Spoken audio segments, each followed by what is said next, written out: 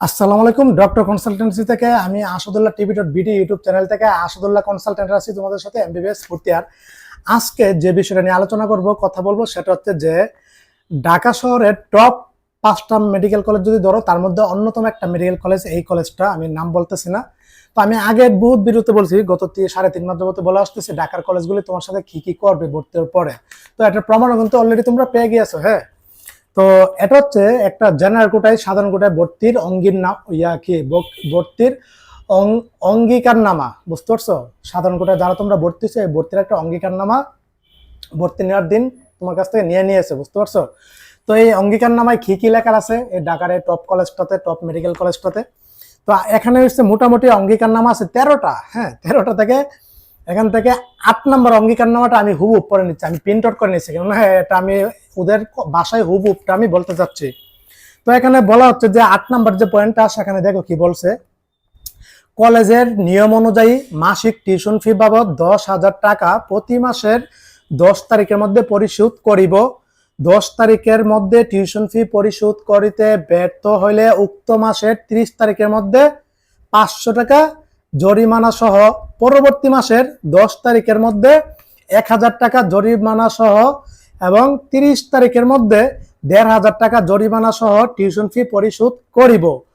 পরপর 2 মাসের tuition fee পরিশোধ করিতে ব্যর্থ হইলে তৃতীয় মাসে টিউশন ফির সাথে 5,000 টাকা জরিমানা প্রদান করিব। তৃতীয় মাসে জরিমানা টিউশন ফি পরিশোধ করিতে ব্যর্থ হইলে চতুর্থ মাস হইতে কলেজ রেজিস্ট্রার থেকে আমার নাম কর্তন করা যাইবে এবং 10,000 টাকা পুনর্বর্তী ফি প্রদান সাপেক্ষে পুনরায় কলেজের রেজিস্ট্রার নাম অন্তর্ভুক্ত করিতে হইবে। ইহা জানিয়া শুনিয়া ও বুঝিয়া অত্র কলেজে ভর্তি হইলাম। এখন তো মাত্র প্রাইভেট মেডিকেল কলেজে ভর্তি হয়েছ, খেলা মাত্র শুরু, যেটা বাস্তব কথা। ভর্তির দিনে তোমার কাছ থেকে অঙ্গীকারনামা নিয়েছে, বিশাল বড় একটা হিস্টোরি। তো বইটা শোনালাম তোমাদেরকে, বুঝতে পারছো? এসব প্রাইভেট মেডিকেল কলেজগুলিতে বেতন দিতে দেরি হইলে, এত তারিখের মধ্যে বেতন না দিতে বলে জরিমানা ধরে। বেশিরভাগ মেডিকেল কলেজে, ঢাকারগুলিতে বিজনেস, প্রাইভেট মেডিকেল কলেজ এটা একটা বিজনেস, বুঝতে পারছো? কোনো প্রাইভেট মেডিকেল কলেজ চাই না তুমি একজন ভালো ডাক্তার হয়ে বের হও, ওনারা চাই টাকা টাকা টাকা। তুমি ভর্তি হয়েছো, ওদের কাছে তুমি বন্দি, এখন ওনারা যা বলবে তাতে শুনতে তুমি বাধ্য, বুঝতে পারছো? এমনি তো একটা খরচ আছে, ভর্তি ফি 19,44,000 টাকা, ইন্টার্নি ফি 1,80,000 টাকা, এই মোট 21 লক্ষ টাকা ভর্তি আর হচ্ছে মানে ইন্টার্নি ফি এককালীন, আর মাসিক টিউশন ফি 10,000 টাকা। এটা তো লিগেল। এভাবে মোটামুটি তোমার কি একাডেমিক খরচটা 27 লক্ষ টাকা যাবে। আর আমি বললাম যে আর থাকা খাওয়া দাওয়া আছে, আরো 4-5 লক্ষ টাকা তো যাবে। আরো আনুষঙ্গিক বহুত খরচ ধরবে, হিডেন চার্জ ধরবে, সেশন ফি ধরবে, এই জরিমানাগুলি ধরবে, তারপরে আরো যে কত ওই লাইব্রেরি চার্জ ধরবে, কারেন্ট বিল ধরবে, বিল্ডিং ভাড়া ধরবে, তারপরে ওই প্রোগ্রাম ওইটা করতে হবে, রেজিস্ট্রারের টাকা দিতে হবে। এইভাবে দইরা টইরা ঢাকা শহরগুলি তোমার অবস্থা করুণ বানিয়ে দিবে, একদম টাকার একদম তোমাকে শূন্য বানিয়ে ছাড়বে। এটা হচ্ছে আসল কথা, বুঝতে পারছো? এই যে অঙ্গীকারনামায় বললে দিচ্ছে ওনারা, এই করতে ব্যর্থ হলে এই অবস্থা। ভাই, টাকার সমস্যা একদম থাকতে পারে। আমার দেখা মতে, আমার পরিচিত এমন একটা মেডিকেল কলেজ আছে যেটাতে কি মাসের বেতন মাসে না দিতে পারলে কোনো সমস্যা করে না। এমনকি 1 মাস, 2 মাস, 3 মাস, 4 মাস, 6 মাস, 1 বছর পরে দেওয়া যায়, 1.5 বছর পরে দেওয়া যায়। এরকম একটা মেডিকেল কলেজ আমার দেখা জানা মতে আছে, বুঝতে পারছো? ঢাকা ইউনিভার্সিটির আন্ডারে, ঢাকা বিভাগের মধ্যে। কি হয়েছে, এগুলি যে প্রকৃত অর্থে মেডিকেল কলেজ, এগুলি যে প্রকৃত অর্থে ডাক্তার পড়াইবার সুযোগ করে দেয় গরিবদের, অসহায়দের, নিম্ন মধ্যবিত্তদের। মেডিকেলে যারা ভর্তি হয় ওরা ধনী কোটিপতি ছেলেমেয়েরা না, নিম্ন মধ্যবিত্ত পরিবারের ছেলে সন্তানগণ, বুঝতে পারছো? 90% গ্রাম এলাকার। তো এই সেট ইয়ার অঙ্গীকারনামা। 9 নম্বর অঙ্গীকারনামা কি বলছে দেখো। এটা 8 নম্বরটা বলে শোনাইলাম। 9 নম্বরটা ঢাকা বিশ্ববিদ্যালয়ের রেজিস্ট্রেশন, তারপরে হচ্ছে নবায়ন, BMDC registration, marksheet verification, magazine, sports, ID card, library charge সহ অন্যান্য ফি বাবদ 70,000 টাকা ভর্তি হওয়ার 3 মাসের মধ্যে পরিশোধ করিব। এছাড়া চতুর্থ বর্ষে ফিল্ড ভিজিট ট্যুর মানে স্টাডি ট্যুর বাবদ 20,000 টাকা পরিশোধ করিতে বাধ্য থাকিব। আল্লাহ মাহবুব, এই যে 70,000 টাকা একদম অযথা নিতেছে এগুলিতে। আরে ভাই, 19,44,000 টাকা ভর্তি ফি দশে, আমার একটু বুঝাও তাহলে এই টাকার মধ্যে কিসের জন্য এত টাকা লাগে ভর্তিতে?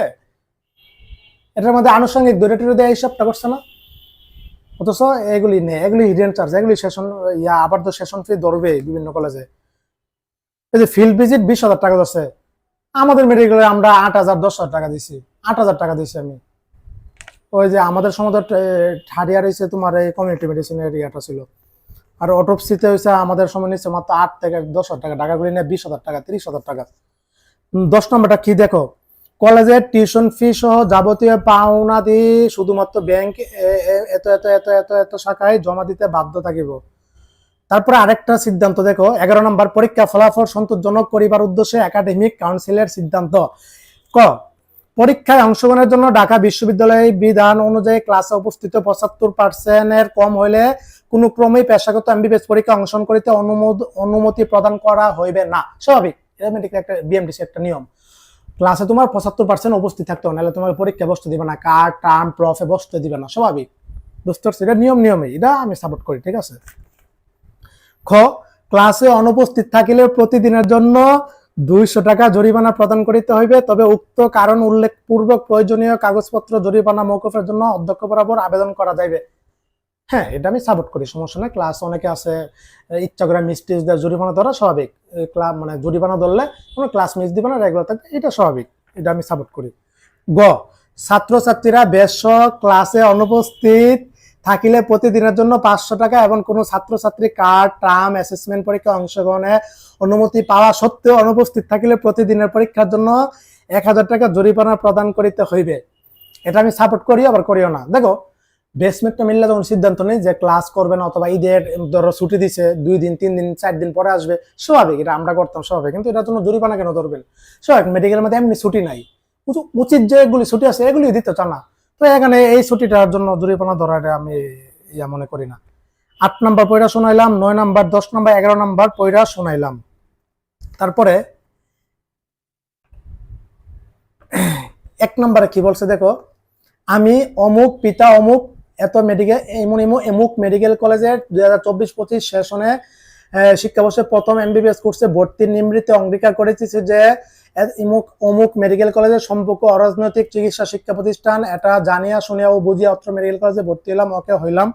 2 নম্বর, আমি অত্র মেডিকেল কলেজ এবং হসপিটালের সকল নিয়মকানুন মানিয়া চলিব এবং স্বার্থপরিপন্থী কোনো কাজে কখনো অংশগ্রহণ করিব না। 3 নম্বর, আমি ব্যক্তিগত বা সমষ্টিগতভাবে এত অমুক মেডিকেল কলেজ ও হসপিটালের সুনাম অক্ষুণ্ণ হয় বা ক্ষতি হয় এমন কোনো কাজে লিপ্ত হইব না। 4 নম্বর, আমি অমুক মেডিকেল কলেজে ভর্তি সংক্রান্ত যে সকল সনদপত্র দাখিল করিয়াছি তাহাতে কোনো রকম গড়মিল ধরা পড়িলে উক্ত অপরাধের জন্য কলেজ থেকে বহিষ্কার বা যে কোনো প্রকার শাস্তি প্রদানে এখতিয়ার কলেজ কর্তৃপক্ষের থাকিবে।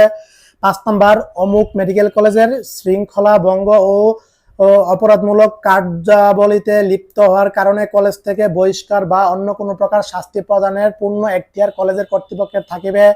6 নম্বর, আমি কোর্স সমাপ্তির পূর্বে অমুক মেডিকেল কলেজ ত্যাগ করিলে বা অপরাধমূলক শাস্তি হিসাবে আমাকে বহিষ্কার করা হইলে কলেজ প্রদানকৃত অর্থ আমি বা আমার পক্ষে কেউ ফেরত দাবি করিতে পারিবে না এবং কোর্স সমাপ্ত হওয়া পর্যন্ত বেতন পরিশোধ করিতে বাধ্য থাকিব এবং হোস্টেলের ক্ষেত্রে অনুরূপ নিয়মাবলী মানিয়া চলিতে বাধ্য থাকিব। 7 নম্বর, অমুক মেডিকেল কলেজের ক্লাস রুটিন অনুযায়ী সকাল দুপুর সন্ধ্যা বেলায় ক্লাসসমূহ নিয়মিত উপস্থিত থাকিব। ওকে, তারপরে হচ্ছে তোমার 12 নম্বর, এখানে কলেজের স্বার্থে কর্তৃপক্ষ কর্তৃক ধার্যকৃত ফিস বার্ধিত করিতে হইলে আমি ধার্যকৃত ফিস প্রদান করিতে বাধ্য থাকিব। এত এত ছাত্রের নাম, অভিভাবক, ঠিকানা, শিক্ষাবর্ষ, রুল, এত এত পিতামাতা অভিভাবক। আমি এই মর্মে অঙ্গীকার করিতেছি যে অমুক মেডিকেল কলেজের কর্তৃক আমার পুত্র কন্যা বহিষ্কার সহ যে কোনো প্রকার শাস্তি প্রদান করা হইলে আমার কোনো প্রকার আপত্তি থাকিবে না। আমার পুত্র কন্যা এত এত নিয়মিত সকাল দুপুর সন্ধ্যাবেলা ক্লাস রুটিন অনুযায়ী ক্লাসে উপস্থিত হইবার জন্য নিজ দায়িত্ব অনুযায়ী সকল ব্যবস্থা গ্রহণ করিব এবং শিক্ষা সংশ্লিষ্ট বিষয়ে কলেজ কর্তৃপক্ষের সঙ্গে সর্বাত্মক সহযোগিতা করিব। আমার পুত্র কন্যা অমুক অমুক এমবিবিএস কোর্স শেষ হওয়ার পূর্বে স্বেচ্ছায় কলেজ ত্যাগ করিলে বা কলেজ কর্তৃপক্ষ তাকে বহিষ্কার করিলে অমুক অমুক মেডিকেল কলেজের প্রদানকৃত অর্থ আমি বা আমার পক্ষে কেউ ফেরত দাবি করিতে পারিবে না এবং কোর্স সমাপ্ত হওয়া পর্যন্ত পরিশোধ করিতে বাধ্য থাকিব। সাইন স্বাক্ষর, পিতামাতা অভিভাবকের স্বাক্ষর, ছাত্রছাত্রীর স্বাক্ষর, এই হচ্ছে কাহিনী। দেখছো কতগুলি নিয়ম, কয়টা? 13টা শর্ত অঙ্গীকারনামা। মেডিকেলে ভর্তির দিনে তোমার কাছে অঙ্গীকারনামা নিয়ে নিয়েছিল, বুঝো কি কি ঘটনা ঘটবে। তোমার কাছে তুমিও সম্মতি দিয়ে দিছো, স্বাভাবিক। অন্যান্য মেডিকেল কলেজ এত যেগুলি কিছু গ্রাম অঞ্চলে ঢাকার শহরের বাইরে এত এত যাই ঝামেলা কিছু করে না, বুঝতে পারছো? এ হচ্ছে কাহিনী। তার মানে এই কলেজে তোমার ভর্তি হতে শহর, এই ঢাকার শহরে যে কোনো কলেজে তুমি ঢাকা শহরে থাকো না কেন, তোমার সর্বনিম্ন 40 লক্ষ টাকা যাবে, আর যেগুলি টপ এগুলি 45-50 লক্ষ টাকা যাবে ধরে রাখো। এ হচ্ছে কাহিনী, বুঝতে পারছো? অনেক নাশকতা করে, অনেক নাটক করবে, বুঝছো? এটা বাদেও কি করবে, টাকা বললাম না, টাকার বিজনেস। প্রফে আটকে দিলে তুমি 6 মাস পিছিয়ে পড়বা, 6 মাসের বেতন নিবে, 6 মাসের হোস্টেল ফি নিবে, জরিমানা ধরবে। আবার একটা মেডিকেল কলেজ আছে, এটা আবার ঢাকার বাইরে, বলতেছে প্রফে সাপ্লি গেলে 60,000 টাকা জরিমানা নিবে, বুঝতে পারছো? এই হচ্ছে কাহিনী।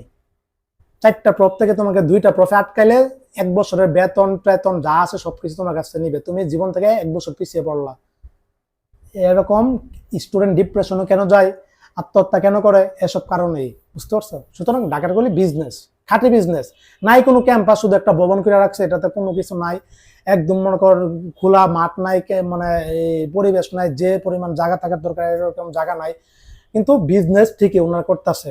ওনারা যে টাকায় এক একটা সেশনে করে, এই টাকা দিয়া বিশাল বড় মনে কর ক্যাম্পাস করতে পারে, কিন্তু করবে না, যে টাকার বিজনেস, ওদের টাকা দরকার। এ হচ্ছে কাহিনী। যাই না শুনে ভর্তি হইছো, সমস্যা নাই, তুমি অঙ্গীকারনামা দিছো, একটু ধারণা দিয়ে দিলাম, অনেকে হয়তো জানো না এই অঙ্গীকারনামা সম্পর্কে।